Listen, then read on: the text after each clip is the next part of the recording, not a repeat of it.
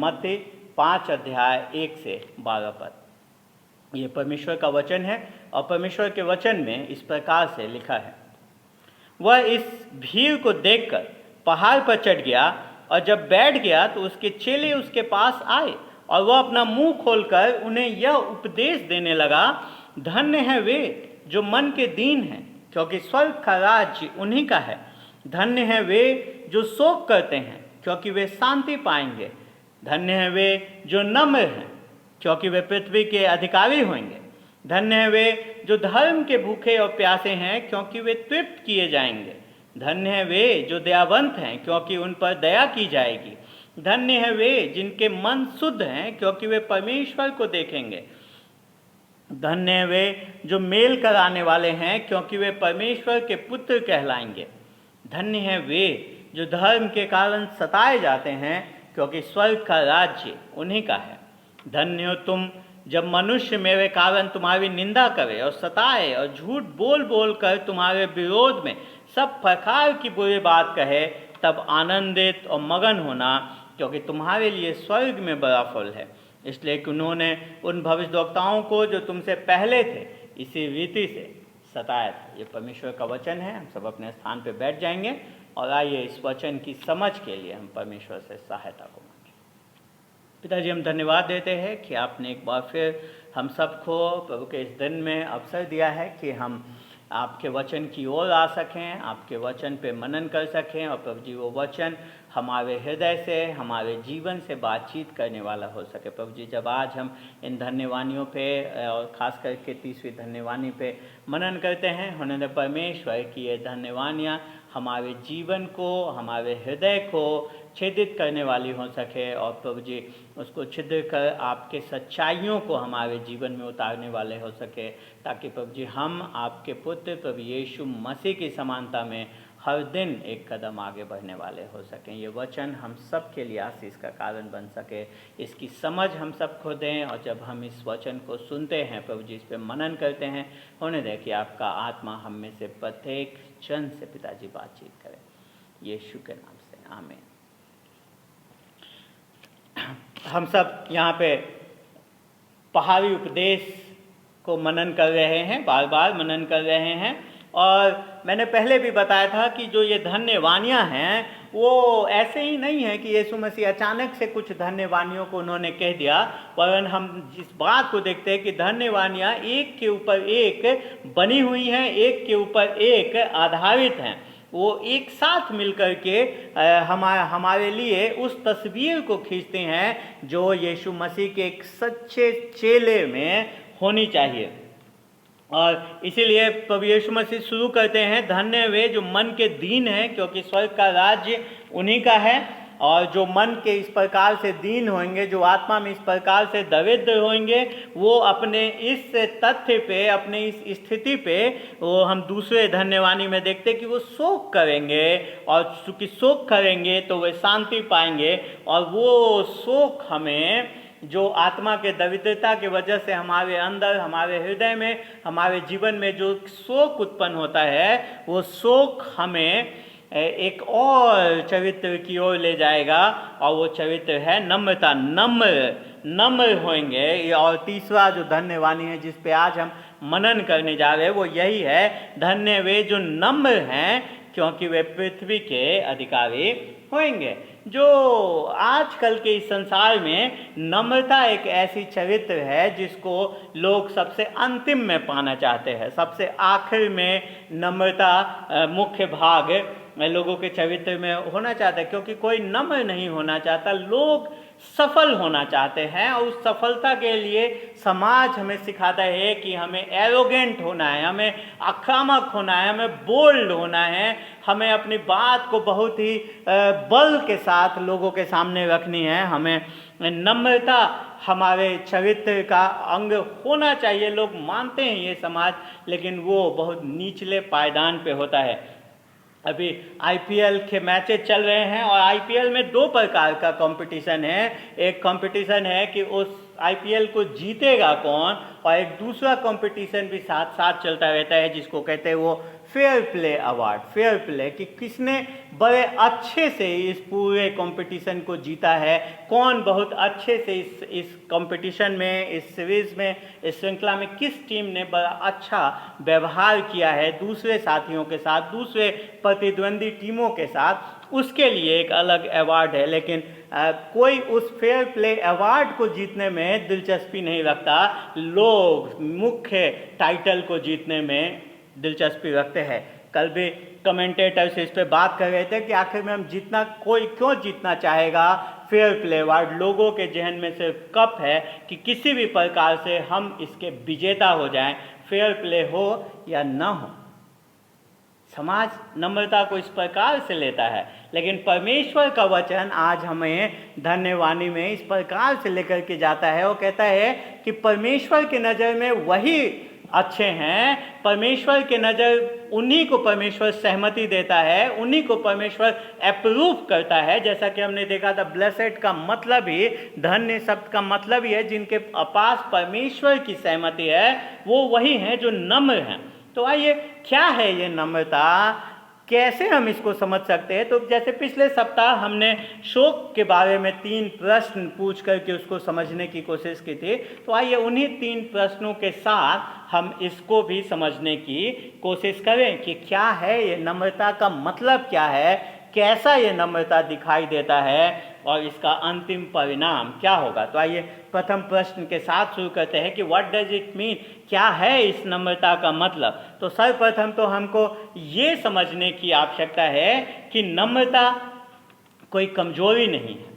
नम्र होना कोई किसी व्यक्ति को कमजोर होना साबित नहीं करता है, ये किसी को डरपोक होना साबित नहीं करता है, ये भी नहीं दिखाता कि कोई नम्र है इसका मतलब वो बहुत शर्मीला है, बहुत संकुचित है। नम्रता उस चीज़ को भी नहीं दिखाती, और ना ही नम्रता इस चीज़ को बताती है कि नम्र होने का मतलब सिर्फ अच्छा होना है या कुछ भलाई के कार्य करने, दूसरों के साथ बस थोड़ा अच्छा बर्ताव करना, ये भी नम्रता नहीं है। अगर हम मुख्य भाषा में, मूल भाषा में जाकर के देखें तो जो शब्द यहाँ इस्तेमाल हुआ है उस शब्द का इस्तेमाल अधिकतर उस समय के लिए किया जाता है जब किसी बलशाली जानवर को पालतू बनाया जाता है। जैसे उस घोड़े को अगर जो पालतू बनाया जाता है, जो अपने मालिक के थोड़े से छुअन को भी बहुत ज़्यादा समझता है और उसके आदेश पे कार्य करता है, उसमें शक्ति है, उसमें सामर्थ्य है, लेकिन वो अपने मालिक के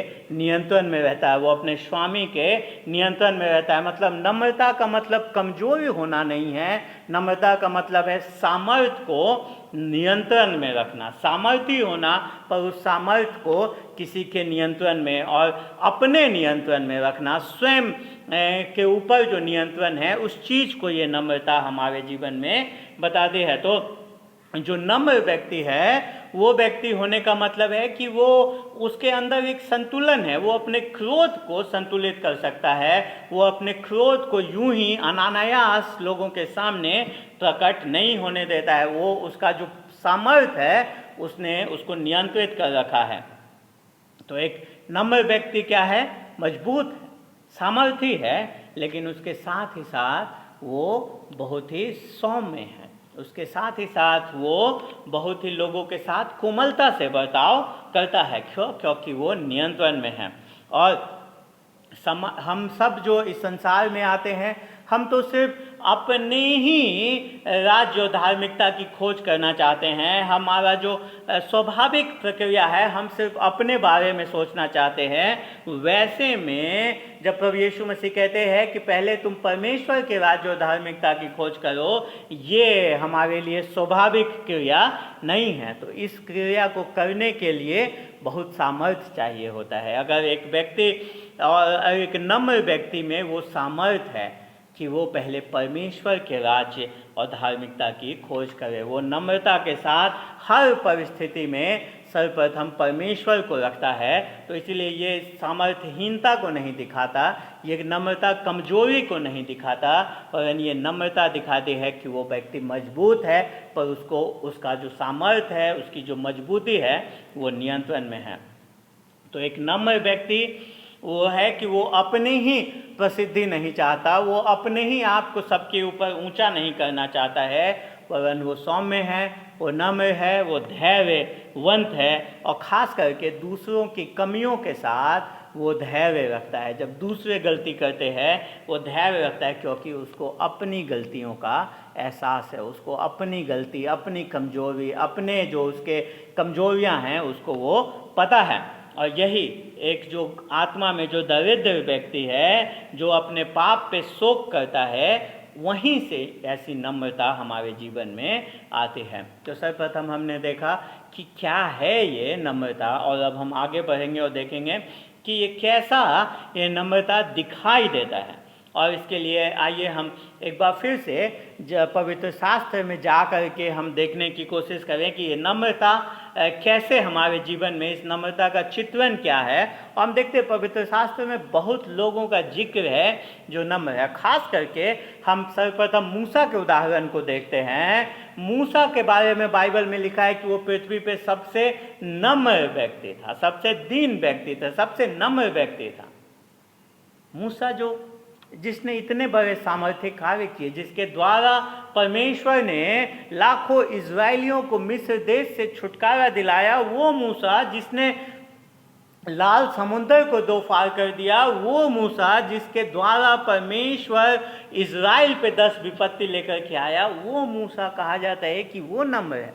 तो इस बात को बताता है कि नम्रता मतलब सामर्थ्यहीनता नहीं है, नम्रता मतलब कमज़ोर होना नहीं है, वरन उस सामर्थ्य को अधीनता में रखना ही नम्रता है। और सिर्फ मूसा ही नहीं, अगर हम इस नम्रता को समझना चाहते हैं तो आइए इसकी सबसे जो अच्छी तस्वीर पवित्र शास्त्र में खींची गई है, जो हमारे सामने है, वो हम प्रभु यीशु मसीह में देखते हैं। क्या प्रभु यीशु मसीह सामर्थ्य नहीं था?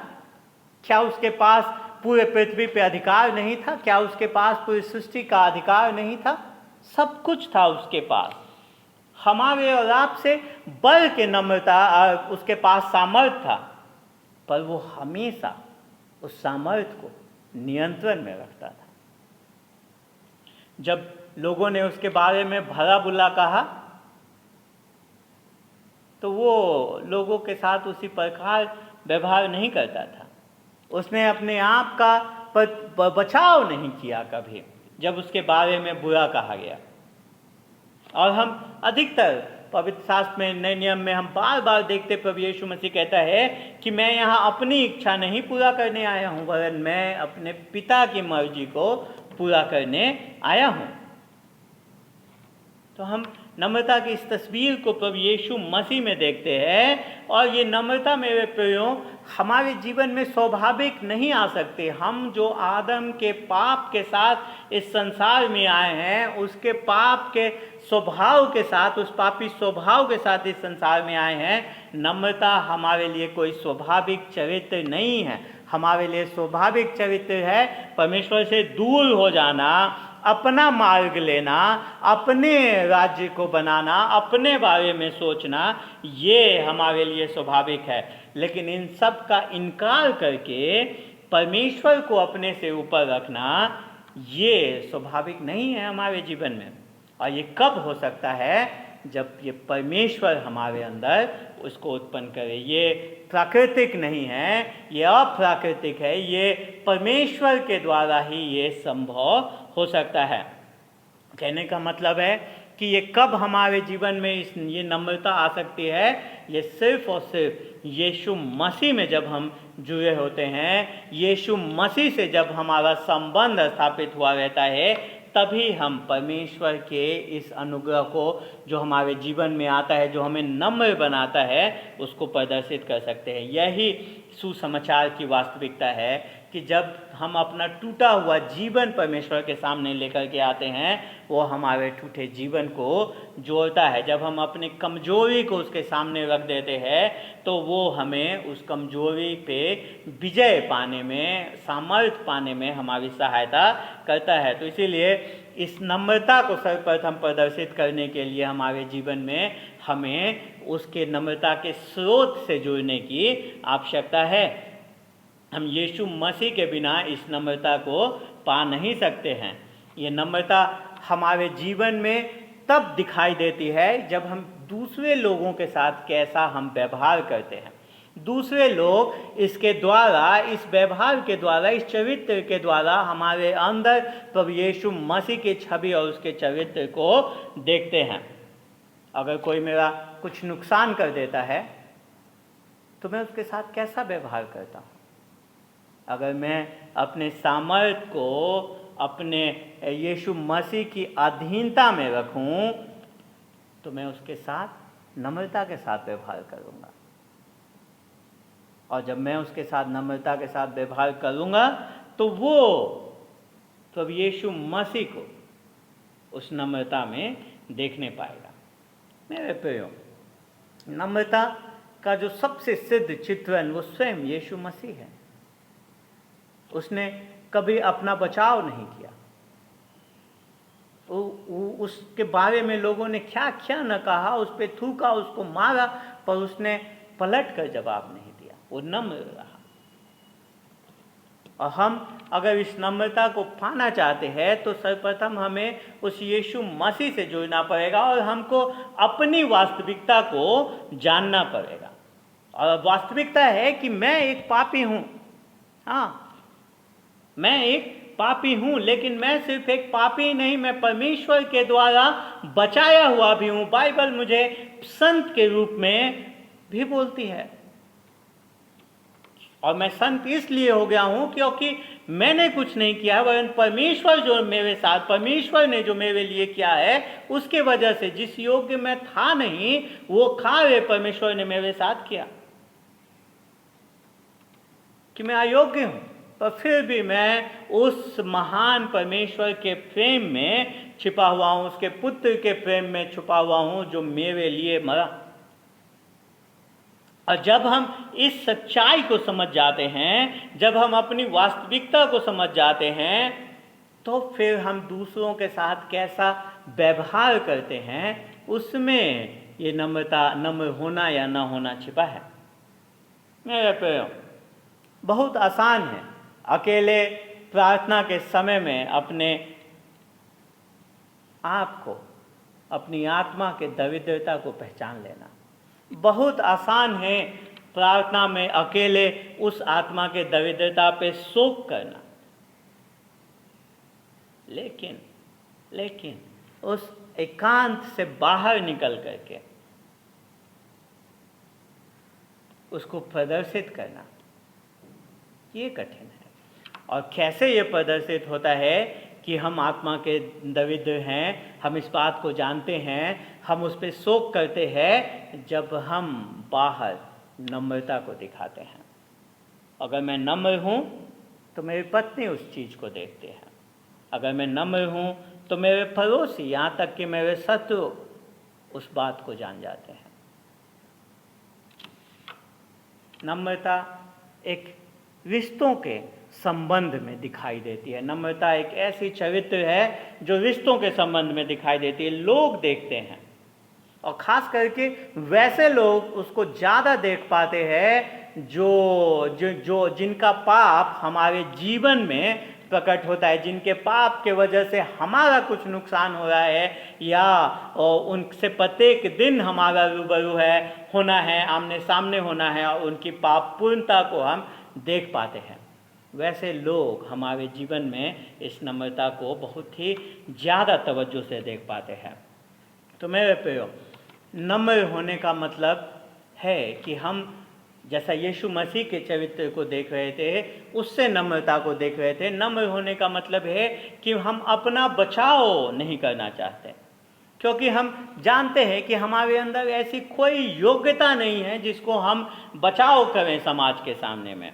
हम अयोग्य हैं, तो हम सिर्फ अपना ही बचाव करने के लिए नहीं है इस संसार में, न ही हम अपने आप पे बहुत ज़्यादा दया करते हैं। नम्र व्यक्ति इस प्रकार से अपने आप से बात नहीं करता कि हाँ मैं बहुत कठिन दौर से गुजर रहा हूँ, ये लोग मुझे समझ नहीं पा रहे हैं। नहीं, क्योंकि जितनी बार मैं अगर अपना बचाव करने के लिए जाता हूँ, वो मेरे नम्रता की कमी को दिखाता है। जब मैं अपने आप पे दया दिखाता हूँ, जब मैं इस बात से चिंतित होता हूँ, इस बात से परेशान होता हूँ कि मेरी प्रशंसा नहीं हो रही है, मेरे कार्यों की प्रशंसा नहीं हो रही है, तो नम्रता का अभाव है।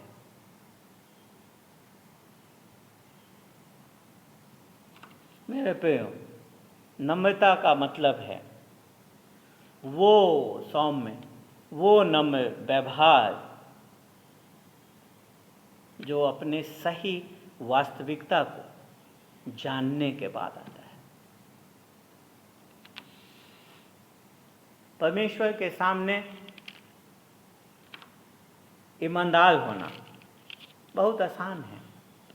परमेश्वर के सामने इस बात को मान लेना कि मैं पापी हूं बहुत आसान है। लेकिन दूसरों को इसी बात की अनुमति देना कि वो हमारे बारे में वही कहें जो मैंने परमेश्वर के सामने स्वयं मान ली है, ये आसान नहीं है। हम सब अपना बुराई करने में हमें कोई परेशानी नहीं होती, पर वही बात जब दूसरे हमें कहते हैं तो हमें समस्या उत्पन्न हो जाती है। उदाहरण के रूप में मेरा बहुत आसान है कि मैं परमेश्वर के सामने इस बात को मान लूं कि मैं पापी हूं, लेकिन अगर कोई और आकर के मुझे ये बात बताएगा तो उससे शायद मुझे समस्या उत्पन्न हो जाएगी। मुझे परमेश्वर के सामने मानने में, अपने बुराइयों को, अपनी कमजोरियों को मानने में कोई दिक्कत नहीं होगी कि मैं धैर्य नहीं रख पाता, मैं जल्दी क्रोधित हो जाता हूँ। पर यही बात अगर कोई सामने से दूसरा आकर के मुझे बताएगा तो शायद मुझे समस्या उत्पन्न हो जाएगी।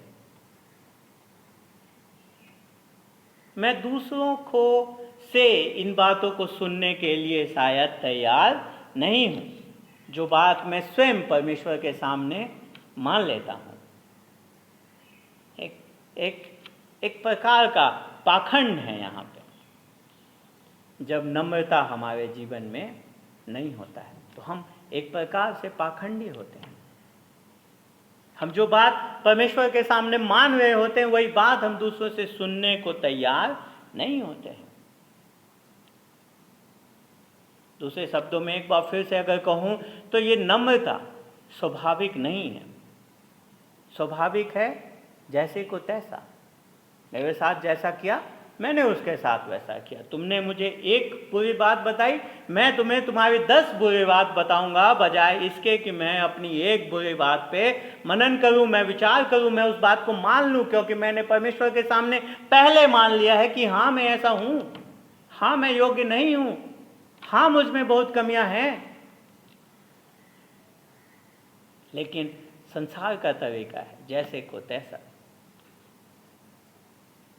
मेरे प्रियो, ये नम्रता अगर हमारे जीवन में हम चाहते हैं तो हमें इस नम्रता के स्रोत से जुड़ने की आवश्यकता है,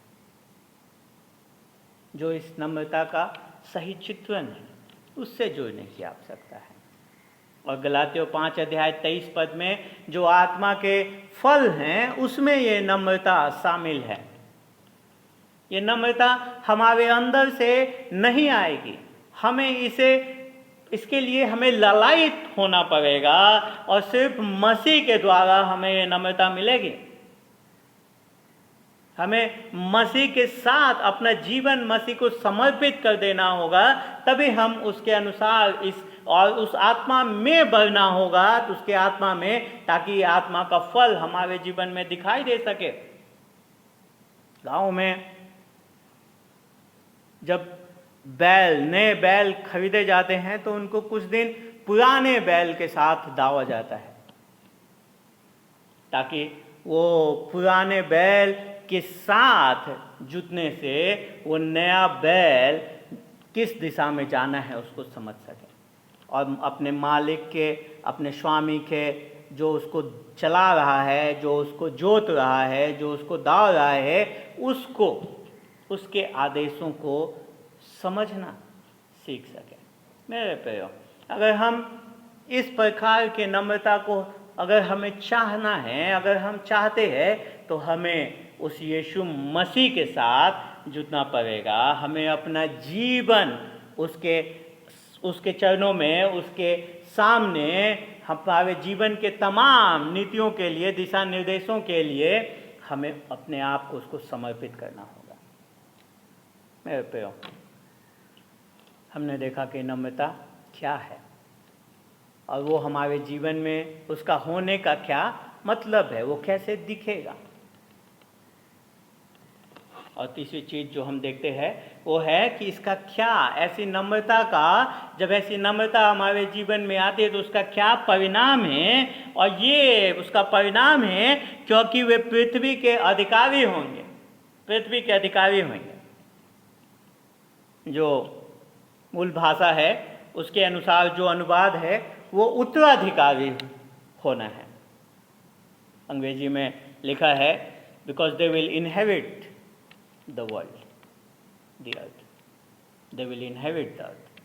वो अधिकारी नहीं, उत्तराधिकारी होंगे। हम और आप क्या चाहते हैं उत्तराधिकारी में पाना, विरासत में पाना, विरास में हम क्या चीज़ पाना चाहते हैं, किस चीज़ के हम उत्तराधिकारी होना चाहते हैं, किस चीज़ को आप बड़ा से बड़ा उत्तराधिकारी होना मानेंगे। अगर कोई आपके लिए 10 करोड़ रुपए छोड़ गए तो शायद आप उसको मानेंगे। कोई अगर आपके लिए एक बहुत बड़ा 100 एकड़ में बंगला छोड़ गया है, 20 करोड़ के मूल्य का बंगला छोड़ गया है, तो शायद आप उसको बड़ा उत्तराधिकारी होना मानेंगे। लेकिन मेरे प्रियो, ये सब जो हमें दिया जा रहा है उसके सामने कुछ नहीं है। यीशु मसीह कहते हैं धन्य है वे जो नम्र है क्योंकि वे पृथ्वी के अधिकारी होंगे, पूरे पृथ्वी के उत्तराधिकारी होंगे। और यहाँ पे यीशु मसीह स्वयं से नहीं वरन परमेश्वर के वचन को ही उद्धृत कर रहे हैं। भजन 37 अध्याय को, जब 37वें भजन को जब हम पढ़ते हैं, हम पाते हैं उसके 9वें पद में, 11वें पद में और 29वें पद में यही वाक्य लिखा है कि वो पृथ्वी के अधिकारी होंगे, वो पृथ्वी के उत्तराधिकारी होंगे।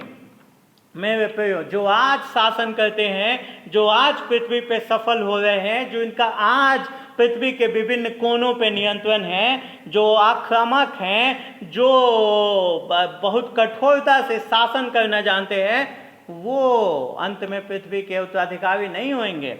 अंत में पृथ्वी के उत्तराधिकारी वो होंगे जो आज नम्र हैं, जो आज नम्र हैं। यहूदियों के लिए जो पुराने नियम में जो आशा थी वो वायदे की ज़मीन थी, लेकिन हम देखते हैं कि भविष्यद्वक्ताओं ने और ख़ास करके यशाया ने उस आशा को बहुत आगे बढ़ा दिया था। जब यशाया 66 अध्याय उसके 22 पद में यशाया नए स्वर्ग और नई पृथ्वी की बात करता है, और उसी आशा के बारे में आज यहाँ 5वें पद में 30वें धन्यवाणी में प्रभु यीशु मसीह भी बात कर रहे हैं। यहाँ तक कि बाइबल भी इसी आशा के साथ ही बाइबल की पुस्तक खत्म होती है प्रकाशित वाक्य 21 अध्याय में, जहाँ पे हमें नई सृष्टि, नई पृथ्वी, नए आकाश के बारे में बताया जाता है कि एक नई पृथ्वी आने वाली है, एक नई सृष्टि आने वाली है, एक नया स्थान परमेश्वर ने अपने लोगों के लिए तैयार किया है, जहां उसके लोग उसके साथ रहेंगे, जहां पे वो परमेश्वर के संगति का हमेशा हमेशा आनंद उठा पाएंगे, जहां पे कोई आंसू नहीं होगा, जहां पे कोई शोक नहीं होगा। और किनको ये सुविधाएं दी जाएंगी? जो धन्य, वो ये धन्य कौन है?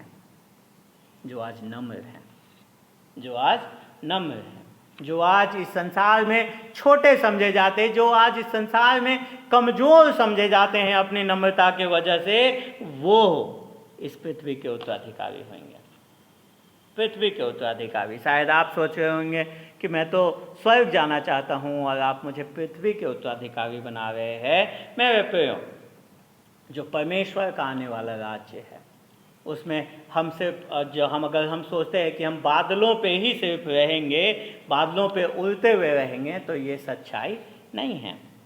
आदम और हवा को देखिए, वो कहाँ थे? अदन की वाटिका में, और जो उन्होंने खोया उस वाटिका में, वही परमेश्वर हमें और बड़ा और बेहतर देने जा रहा है। एक नया पाप रहित पृथ्वी जहाँ पे हम सब रहेंगे, जिसका हम आप एक साथ आनंद उठाएंगे। तो एक नम्र व्यक्ति क्यों नम्र होता है? क्योंकि उसको पता है कि आने वाला समय में उसको क्या मिलने वाला है। उसको पता है कि क्या आने वाला है, और उस आने वाले के प्रकाश में, उस चीज़ के, उस समय के प्रकाश में वो अपने जीवन को जीता है। क्योंकि जब आप जानते हैं कि भविष्य क्या है, भविष्य में क्या होना है, तो आप अपने वर्तमान की परिस्थितियों पे आप फिर उनको आप सही ढंग से अपने जीवन में ले सकते हैं। आप उनका सामना बड़े आनंद के साथ आज कर सकते हैं। एक व्यक्ति जिसका ऑपरेशन होने वाला हो, उसको पता है कि इस समय में उसको दर्द से होकर के गुजरना पड़ेगा, लेकिन वो उस दर्द से जाने को तैयार होता है, क्योंकि उसको पता है कि आने वाला समय उसके लिए इस दर्द से गुजरने के वजह से अच्छा होगा, बेहतर होगा। तो क्यों आज हम और आप आनंदित नहीं हैं? क्यों हम जो अपने आप को मसीह के चेले भी कहते हैं, वो उनके जीवन में भी आनंद की कमी है? शायद इसलिए कि हम इस बात पे विचार नहीं करते कि क्या हमारे लिए आने वाला है। जितना विचार हमें शायद करना चाहिए उस चीज़ पे, उतना विचार हम नहीं करते हैं। क्योंकि अगर हम उस पर विचार करेंगे, अगर हम इस बात को जानेंगे कि अंततः पृथ्वी के उत्तराधिकारी हम ही होंगे, तो वो आज हमारे अंदर एक आनंदपूर्ण संतोष को उत्पन्न करेगा, जहाँ पे हम अपने नाम को बड़ा करने के लिए फिर नहीं जिएंगे। क्योंकि अंततः जो नम्र हैं, जो आज छोटे समझे जा रहे हैं, जिनको समाज कमजोर समझ रहा है नम्रता के कारण, वही अंततः पृथ्वी के उत्तराधिकारी होंगे। और इसीलिए उस व्यक्ति में, उस नम्र व्यक्ति में इतनी सामर्थ्य आज है कि वो आज के इस परिस्थितियों में आज वो आनंद पूर्वक उस संतोष को प्राप्त करे। मेरे प्रियो, जो मैंने आरंभ जहाँ से करी कि ये धन्य वाणियाँ एक के ऊपर एक जाती हैं, ये आपस में जुड़ी हुई हैं, हमें उस पर ध्यान देने की आवश्यकता है।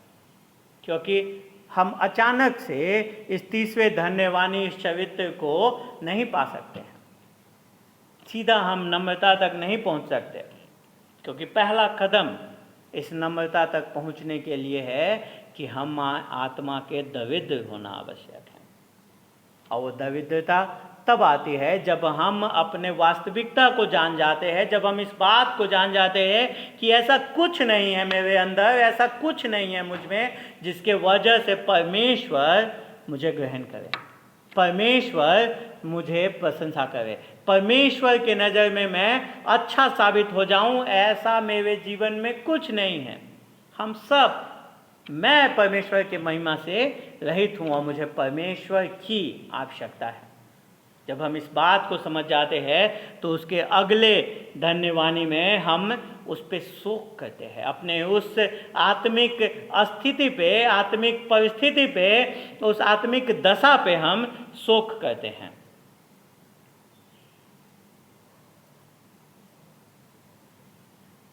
और जब हमारे अंदर ये सच्ची आत्मिक दरिद्रता और ये सच्चा आत्मिक शोक हमारे जीवन में अगर उपस्थित होता है, अगर हमारे जीवन में पाया जाता है, तो वो हमें नम्र बनाता है, वो हमें नम्र बनाता है। हमको रुक करके अपने जीवन में विचार करने की आवश्यकता है। हमें इस प्रश्न को पूछने की आवश्यकता है कि कैसे मैं जानूं कि मैं सही रूप से नम्र हूं या नहीं हूं। इसका जो उत्तर है इस प्रश्न का, इस टेस्ट को करने के लिए हमें इस बात को अपने जीवन में देखने की आवश्यकता है कि जब दूसरे हमसे वैसा बर्ताव करते हैं, जब दूसरे हमें ऐसी कुछ बात कहते हैं जो हम अपने बारे में जान तो गए हैं, परमेश्वर के सामने मानने में हमें कोई समस्या नहीं है, लेकिन जब दूसरे हमसे कहते हैं तो हम उनके साथ कैसा व्यवहार करते हैं, कैसा बर्ताव करते हैं। मेरे प्रियो, हमें अपने इस सतही मसीहियत से ऊपर उठने की आवश्यकता है। सिर्फ कुछ अच्छे हाव भाव दिखाना, कुछ अच्छे एटिकेट और मैनर्स इस संसार में प्रदर्शित करना, इस नम्रता जो तीसरे इस वाणी में लिखा जा रहा है, उस नम्रता को दिखाना नहीं है। मेरे प्रियो, अगर हम नम्र हैं तो हमारे आसपास के लोग उस नम्रता को देख पाएंगे हमारे जीवन में। वो हमारे परिवार के लोग, हमारे पड़ोसी, यहाँ तक कि हमारे शत्रु उस नम्रता को देख पाएंगे। वो हमारे अंदर उस सौम्यता को ढूंढ पाएंगे और उन्हें देखने की आवश्यकता है। इस संसार को हमारे अंदर इस चरित्र को देखने की आवश्यकता है कि हम नम्र हैं, हम जो जैसे को तैसा में हम विश्वास नहीं रखते।